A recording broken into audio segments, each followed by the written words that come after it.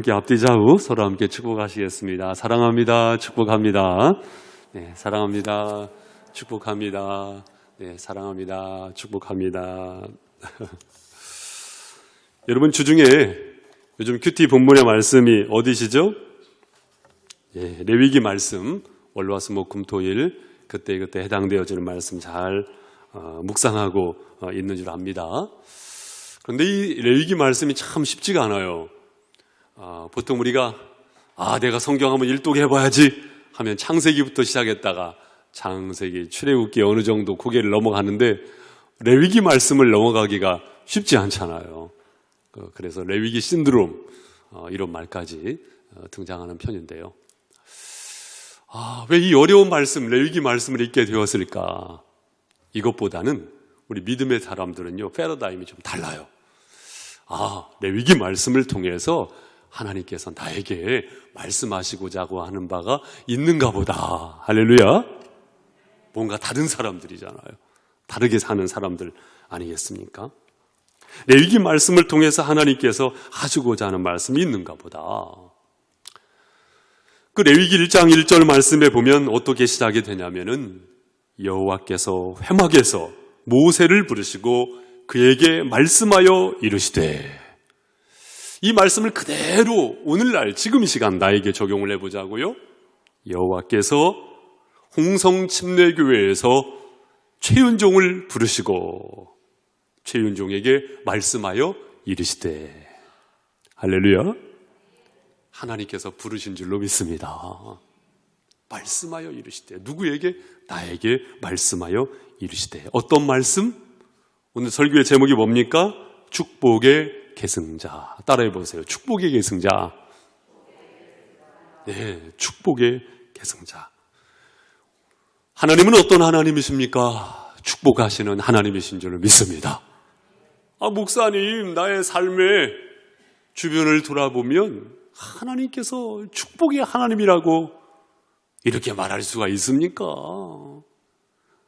특히나 코로나를 만난 상황인데 어떻게 하나님의 축복의 하나님이 될 수가 있습니까? 그 이야기가 누구의 이야기였냐면 저의 이야기였습니다. 하나님, 지금 할 일이 태산 같은데, 지금 손발이 10개라도 지금 부족한 상황인데 두 손 두 발 꽁꽁 묶어놓고 이렇게 하나님, 어떻게 축복의 하나님이실 수가 있습니까? 그것이 바로 저의 이야기였습니다. 그래서 거의 한 2주 정도 이렇게 격리가 되었다고 볼 수가 있겠는데요. 그런데 어느 날 수일 동안 집에서 머무르는 가운데 글쎄 아침에 일어나면서 기지개를 이렇게 치는데요. 제가 말씀을 잘 안 드려서 그렇지 좀 허리하고 어깨가 아팠거든요.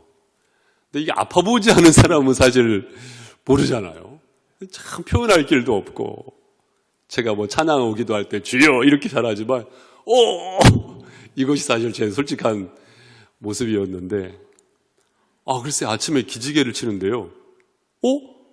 허리도 안 아프고 어깨도 안 아픈 거예요. 팔이 그냥 쫙 펴지는 겁니다. 가만히 생각해 보니까 우리 성도님들 덕분에 잘 먹기도 하고 잠도 푹 잘 자기도 하니까 한 일주일 이상 그러하니까요, 몸이 회복이 된 거예요. 하나님이 이런 또 다른 은혜를 입혀주시는 거구나. 그리고 제가 지금 박사 논문을 쓰고 있잖아요. 연구계획서를 잘 완료하고 지도교수님에게 보냈는데 지도교수님이 이렇게 잘 쓰셨냐고 아주 칭찬을 하셔가지고, 지금 물론 이제 계획서 심사를 앞두고 있는 상황이지만 어쨌든 간에 이제 통과가 된 상황에서 덕분에 논문도 잘 진행할 수가 있었고요. 그래서 그런 생각을 했습니다. 하나님은 축복의 하나님이 맞구나. 이때도 하나님은 이런 축복을 주시는 것이고, 저 때도 하나님께서는 그런 축복을 주시는 것이고, 할렐루야. 하나님은 축복의 하나님이 맞구나. 창세기 1장 27절 이하의 말씀에 보면 하나님께서 자기의 형상, 곧 하나님의 형상대로 남자와 여자를 지으시고, 그리고 그 다음 말씀이 무엇이냐면 하나님께서 복을 주시며, 따라해 보세요. 복을 주시며. 그렇죠. 복을 주십니다. 그리고 땅을 정복하고 다스리라고 말씀하시거든요. 하나님은 축복하시는 하나님이시다. 오늘 본문의 말씀도 노아와 아들들을 향하여서 복을 주십니다.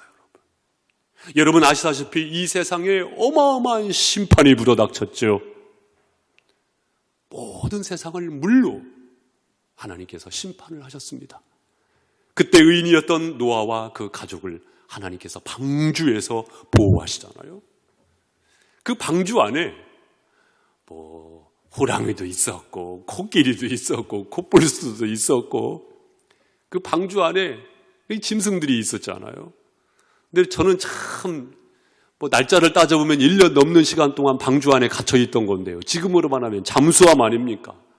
환풍구도 없는 그 잠수함 안에서 이 짐승들의 분뇨 처리를 어떻게 했을까? 사실은 저는 그게 궁금해요.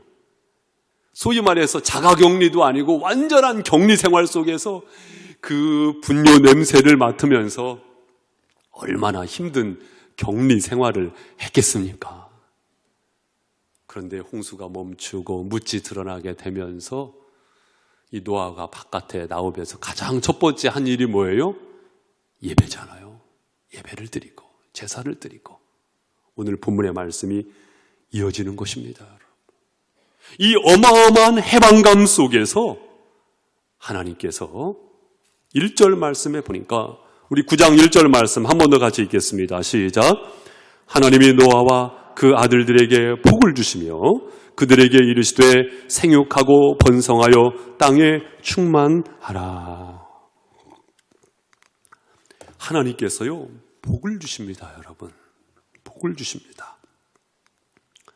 하나님께서 복을 주시는데 이어지는 말씀이 무엇이냐면 생육하고 번성하여 땅에 충만하라. 생육하고 번성하여 땅에 충만하라. 그리고 2절 말씀이 무엇입니까? 땅의 모든 짐승과 공중의 모든 새와 땅에 기는 모든 것과 바다의 모든 물고기가 너희를 두려워하며 너희를 무서워하리니 이것들은 너희의 손에 붙였음이니라. 여러분 실제로요 참 신기한 것이 무엇이냐면 이 사람이 사자나 호랑이처럼요 아주 날카로운 발톱을 가졌다든가 이빨을 가졌다든가 그런 것도 아니잖아요. 무슨 곰처럼 이 사람이요 강한 제압할 수 있는 힘을 가지고 있는 것도 아니잖아요. 독수리처럼 창공을 비양하면서 하늘에 어떤 힘을 발휘할 수 있는 것도 아니잖아요. 고래나 상어처럼 물속을 휘집어가면서 물속에서 어떤 힘을 발휘할 수 있는 것도 아니잖아요. 그런데 여러분 신비로운 것은 무엇입니까? 하늘과 땅과 바다의 수장 역할을 사람이 한다는 것입니다. 그 모든 짐승들이 두려워한다는 거예요. 그 저변의 이유가 뭘까요? 오늘 말씀해 보니까 이것들을 너희의 손에 붙였음이니라. 너희의 손에 붙였음이니라. 하나님께서 권세를 입혀주셨기 때문입니다. 하나님께서 우리에게 바로 나에게 권세를 입혀주셨단 말씀입니다. 생육하고 번성하여 땅에 충만하라. 사랑하는 성도 여러분 그 권세를 가지고 생육하며 번성하며 땅에 충만하실 수 있기를 바랍니다. 그렇다면 생육하고 번성하여 땅에 충만하라 이 말씀은 무엇이냐면 우리가 육적인 자녀도 많이 낳고 또한 육신적인 힘과 세력을 넓게 펼쳐나가라. 무엇을 두려워하지도 말고 그리하라. 물론 1차적으로 이 말씀의 의미도 있을 거예요. 그러나 우리가 영적으로 이 말씀을 어떻게 해석해야 합니까, 여러분? 너희는 가서 모든 민족을 제자로 삼아 아버지와 아들과 성령의 이름으로 침례를 주고 내가 너희에게 분부한 모든 것을 가르쳐 지키게 하라. 볼지어다 세상 끝날까지 내가 너희와 항상 함께 있으리라. 하나님께서 여러분에게 권세를 주셨음을 믿으시고 이 영적 세력을 확장시켜 나가실 수 있기를 주님의 이름으로 축복합니다. 두려워하지 마십시오. 왜냐? 하나님께서 권세를 주셨기 때문입니다. 따라서 영적인 자녀도 많이 출산하실 수 있기를 바랍니다. 이것에 대한 염원을 가지시고 이에 대한 기도로 심으시고 이에 대한 삶의 확장으로 나아가실 때 하나님의 성령께서 강력하게 역사하실 줄로 믿습니다. 여러분에게는 그 권세가 있단 말씀이에요. 사도행전 1장 8절 말씀도 오직 성령이 너희에게 임하시면 너희가 권능을 받고 예루살렘과 온 유대와 사마리아와 땅끝까지 이르러 내 증인이 되리라. 사랑하는 성도 여러분, 우리는 축복의 계승자인 줄로 믿습니다. 따라서 축복의 계승자로서 아하, 나는 증인이로구나. 아하, 나는 선교자로구나. 이것을 잊어버리면 안 된다는 말씀입니다. 만약에 이것을 잊어버리고 살면 오늘날 러시아 꼴이 되는 것이죠. 러시아가 어떻습니까, 여러분? 그 힘, 그 세력, 그것이 왜 주어졌는지 모르고 세력을 확보하고 세력을 확장시켜 나아가려고 하는 그 어리석음을 범하고 있는 것 아니겠습니까, 여러분? 여러분, 우리나라의 국격이 얼마나 높아졌습니까, 여러분? 우리는 나라 안에서 그것을 잘 느끼지 못할 뿐이지 여러분, 전 세계에서 으뜸 가는 국가로 이제는 대한민국을 손꼽고 있지 않습니까?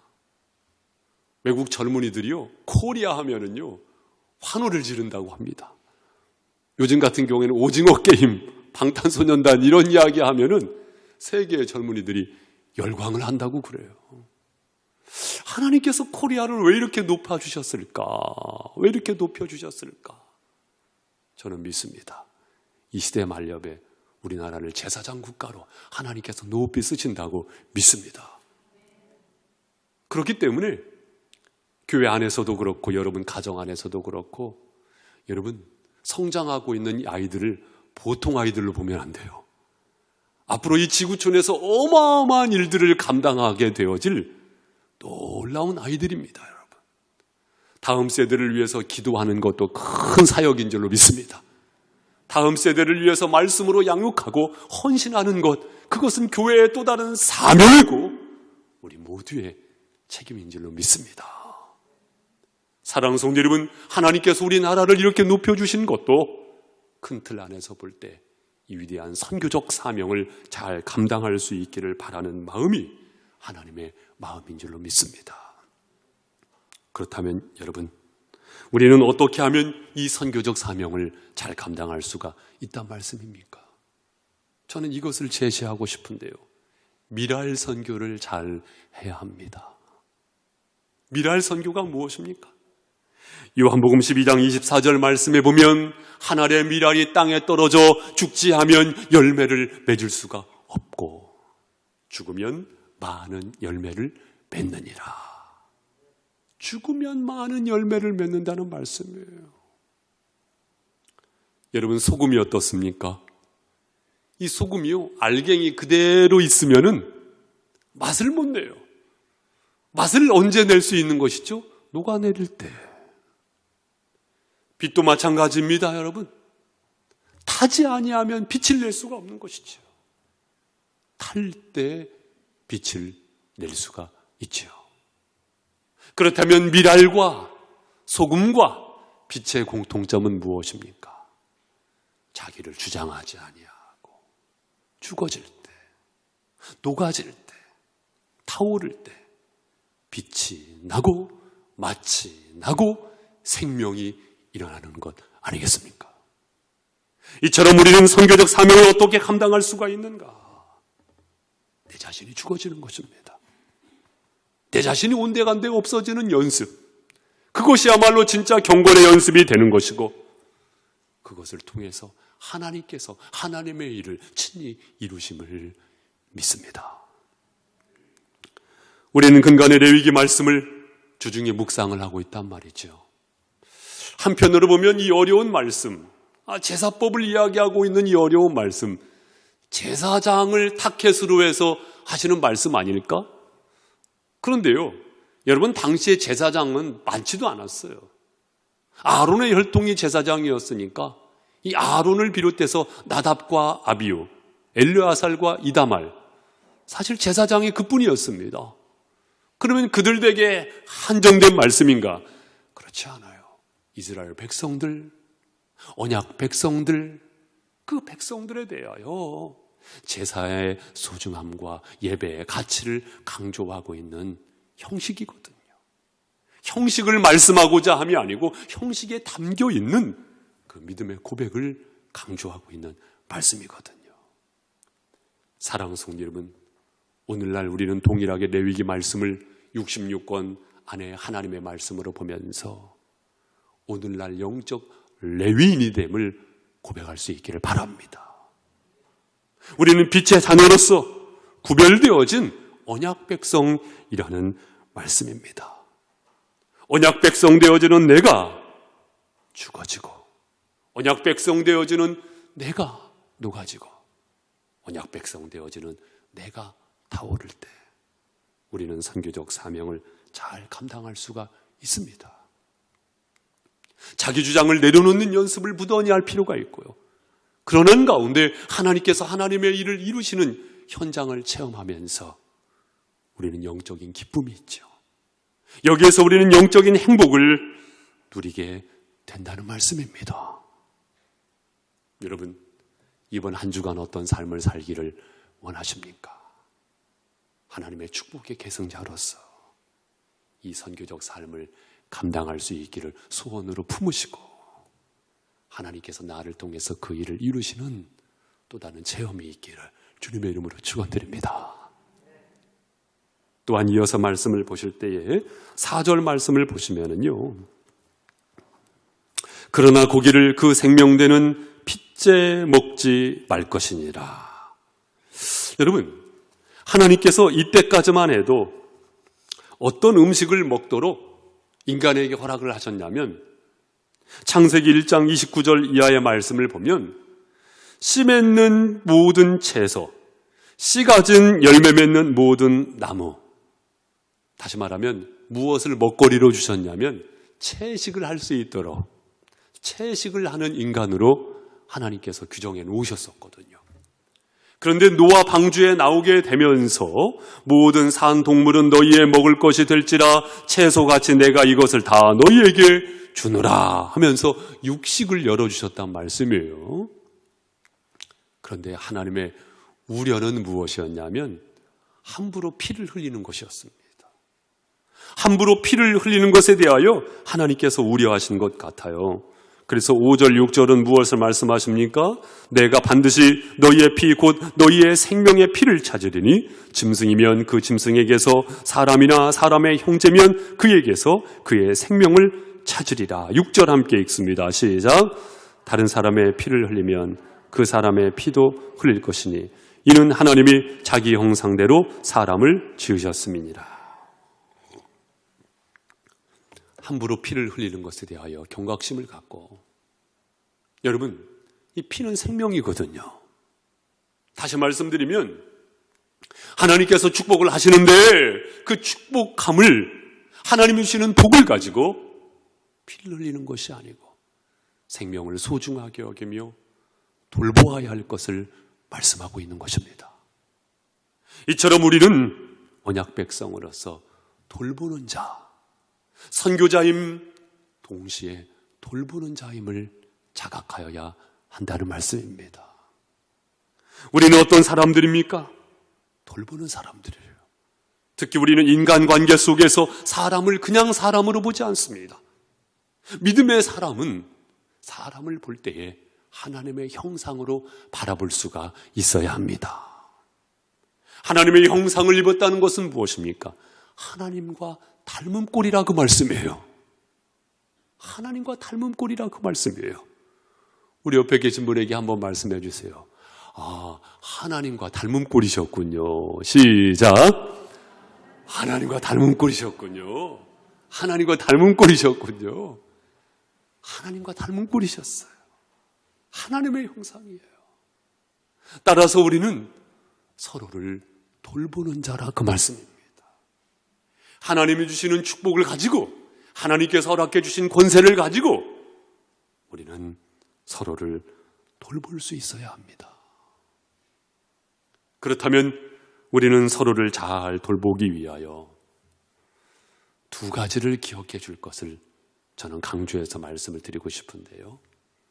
여러분 돌보실 때 상대방의 입장에서 돌보실 수 있기를 바랍니다.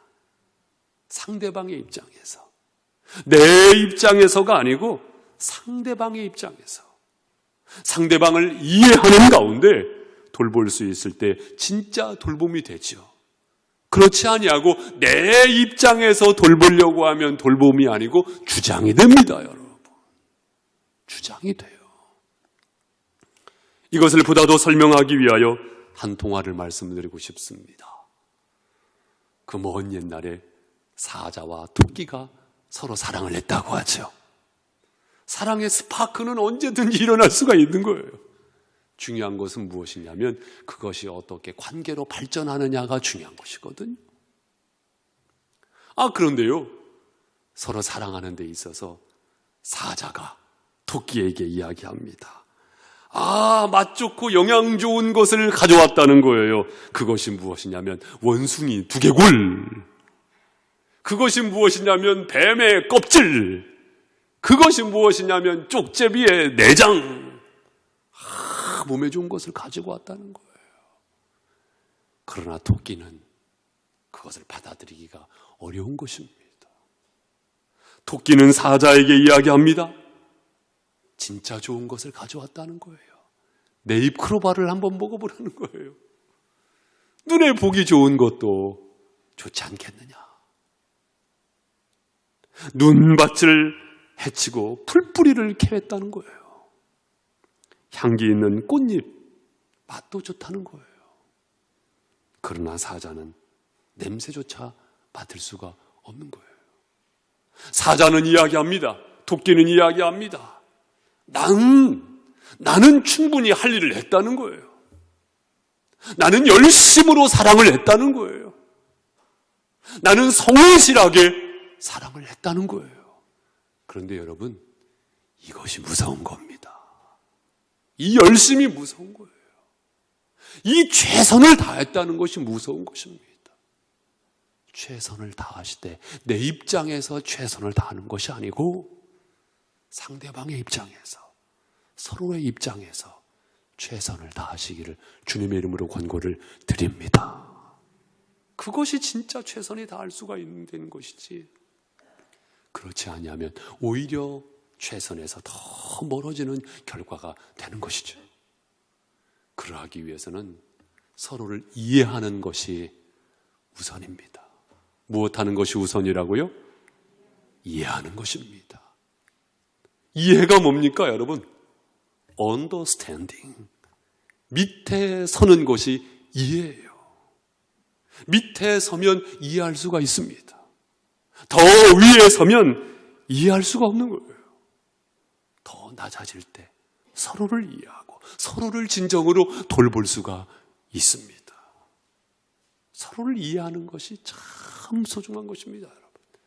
그래서 베드로전서 3장 7절 말씀도 남편들아 이와 같이 지식을 따라 너희의 아내와 동거하고. 무엇을 따라?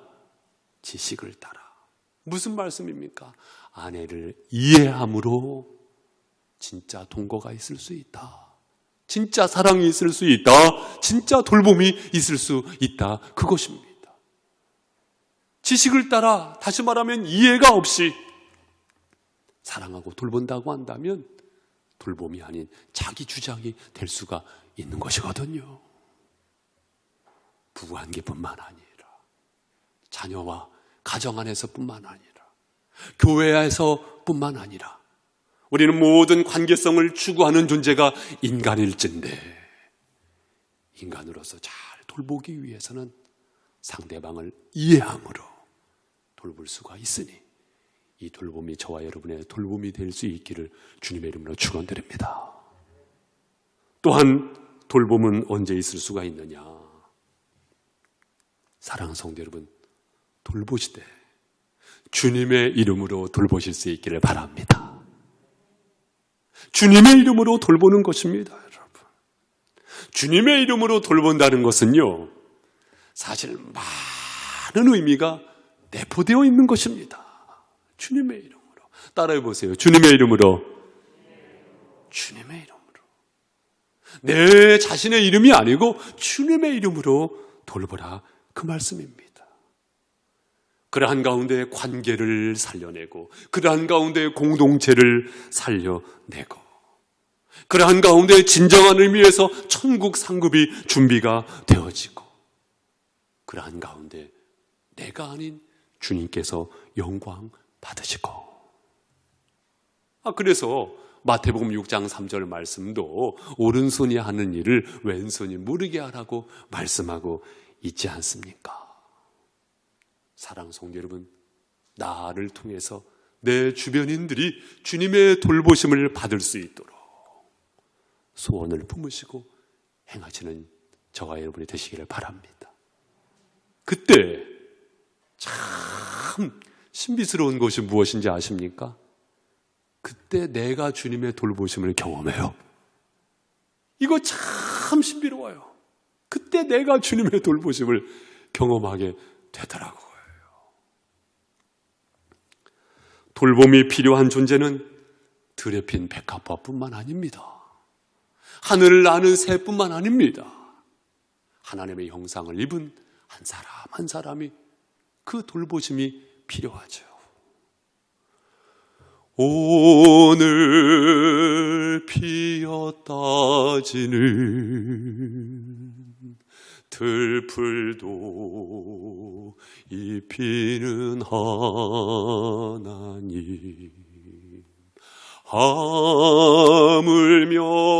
우리랴 염려 필요 없네. 이 주님의 돌보심, 이 주님의 돌보심을 바로 여러분 한 분 한 분이 경험하시고, 또한 여러분으로 인하여서 여러분의 주변인들이 그 돌봄을 경험할 수 있기를 주님의 이름으로 축복합니다. 사랑하는 성도 여러분, 하나님께서는 우리를 축복하셨습니다. 여러분 이것을 믿으십니까? 또한 하나님께서는 우리가 예측할 수 없는 어마어마한 축복을 허락하실 것입니다. 여러분 그것을 믿으십니까? 그러한 우리가, 그러한 내가 그 하나님의 복 주심에 대하여 나몰라라 한다면 그것은 아니지요. 하나님의 축복을 받은 자로서 우리는 선교역 삶을 힘써야 할 것이고, 하나님의 축복을 받은 자로서 우리는 돌보는 자로서 이 한 날을, 이 한 주를, 나의 평생을 열어가야 할 줄로 믿습니다.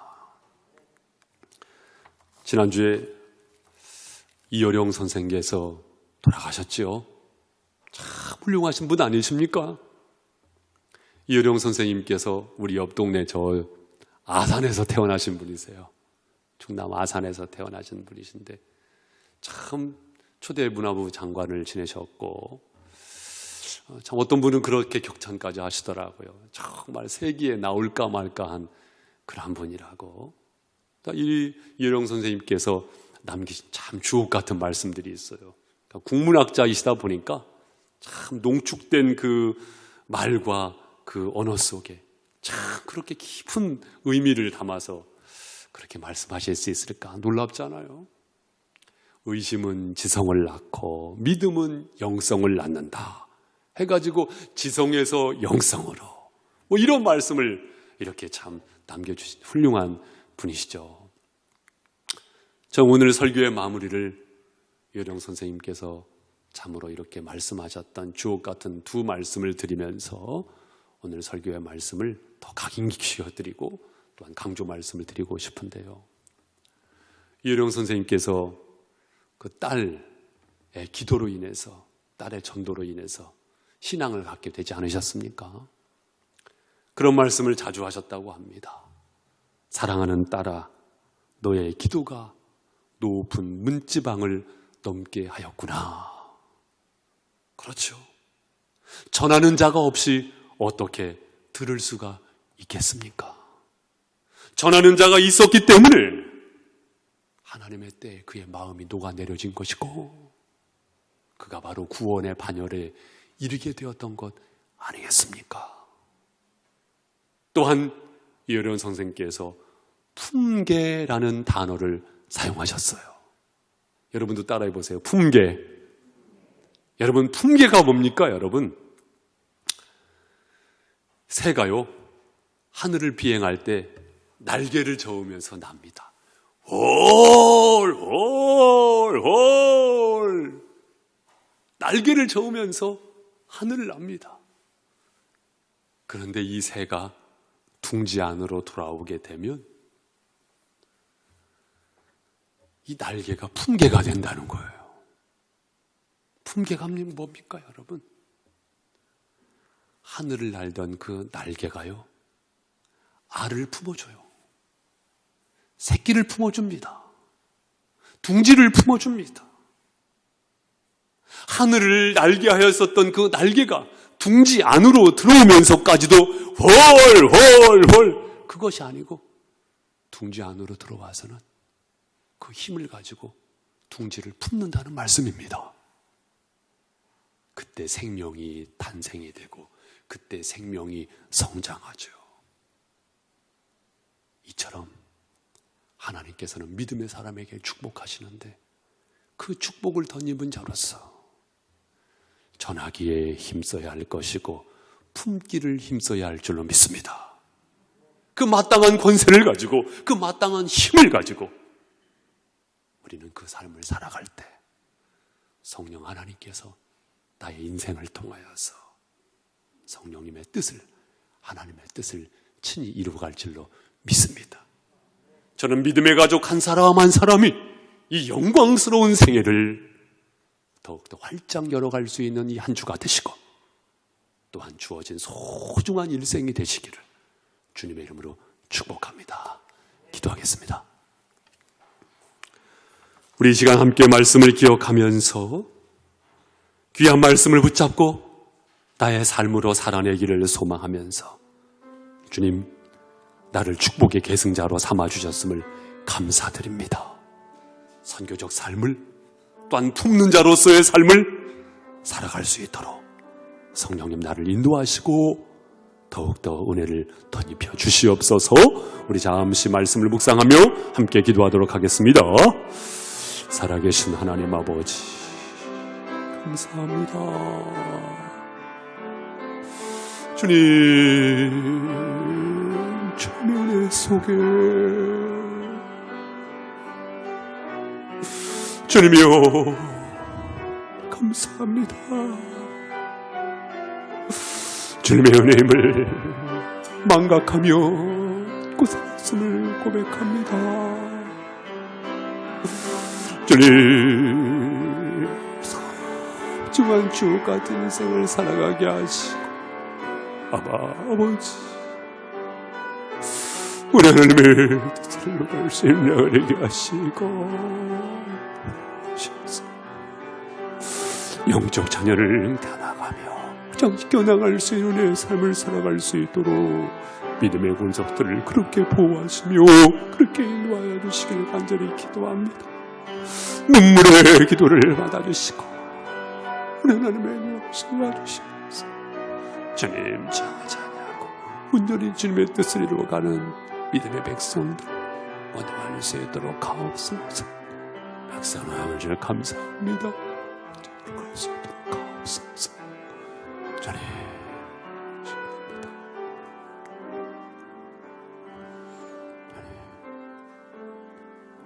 살아계신 하나님 아버지 감사합니다. 우리를 나를 언약 백성 삼아주시고 험난한 세상 속에서 믿음으로 승리할 수 있도록 축복하시되 허락하신 말씀을 통하여 깨닫게 하셨으므로 귀한 영적인 용기를 가지고 살아갈 수 있는 우리 모두가 되게 하옵소서. 감사드리옵고 승리케 하시는 주님 예수님의 이름으로 기도드립니다. 아멘.